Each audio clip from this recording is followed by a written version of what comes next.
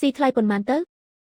មួយវគ្គនេះ300ចិនបើគិតតាមតម្លៃទីផ្សារគឺគេស៊ីថ្លៃចិត្ត20000ឯណោះ 20000 ហោះ បើខុសតែមួយវគ្គអាចថាមកពីការភ័ន្តច្រឡំបានតើ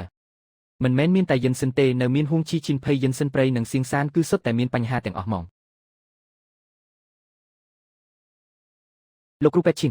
ហើយខ្ញុំមកតាំងពីព្រលឹមអញ្ចឹងតើមានការប្រញាប់អីមែនទេលោកគ្រូយិនសិនមួយវគ្គនេះវាយ៉ាងម៉េចនឹងហ่าយិនសិនមែនទេជារបស់ល្អតើលោកគ្រូយិនសិនលេខ1ក្នុងបញ្ជីសរសេរថា261ចិនតែតាមពិតទៅយ៉ាងច្រើនត្រឹមលេខ2ប៉ុណ្ណោះហើយតម្លៃទីផ្សារវិញមិនលើសពី190ផងអាហ្វានអញត្រឹមជាសិស្សសោះដឹងស្អីពីរឿងទិញអីវ៉ាន់ទៅហ่าខ្ញុំមិនដឹងពីច្បាប់ទិញអីវ៉ាន់របស់លោកទេតែខ្ញុំស្គាល់ថ្នាំអញ្ចឹងហើយគ្រាន់តែស្គាល់ថ្នាំបុរាណប៉ុន្មានមុខសោះគិតថាឯងមានសិទ្ធិមកចែកបញ្ជីអញ50មិនមែនមានតែវគ្គនេះទេកន្លះឆ្នាំកន្លងមកនេះថ្នាំហុងឈីលោកស៊ីថ្លៃអស់14000ថ្នាំជុំបៃលោកយកជីងបៃនិងលូបៃមកលីឡំគ្នាស៊ីចម្រៅតម្លៃយ៉ាងហោចណាស់ក៏72000ដែរយិនសិនប្រៃ27តងមានតែ9តងទេដែលត្រូវស្តង់ដារម្សៅសានឈីមានលីរបស់អនតែក្នុងបញ្ជីបែរជាគិតលុយរបស់ល្អលេខ1ទៅវិញអាហ្វានអញកុំមកចោទអញទេដាស់វើយអញធ្វើការនៅហួយជុំតាំង8ឆ្នាំហើយទូគ្នាស្នាដៃក៏មានការនឿយហត់ដែរចុះអញទៅមកបានប៉ុន្មានត្រឹមជាសិស្សក្រីក្រមកពីស្រែសោះហ៊ានមកឆែកបញ្ជីអញផងខ្ញុំគ្រាន់តែឆែកបញ្ជីតាមត្រង់តើមកទៅវាងអីវ៉ាន់អស់នេះសុទ្ធតែអញអ្នកចុះហត្ថលេខាទទួលយកមកស្តុបទុកដោយផ្ទាល់ដៃខ្ញុំ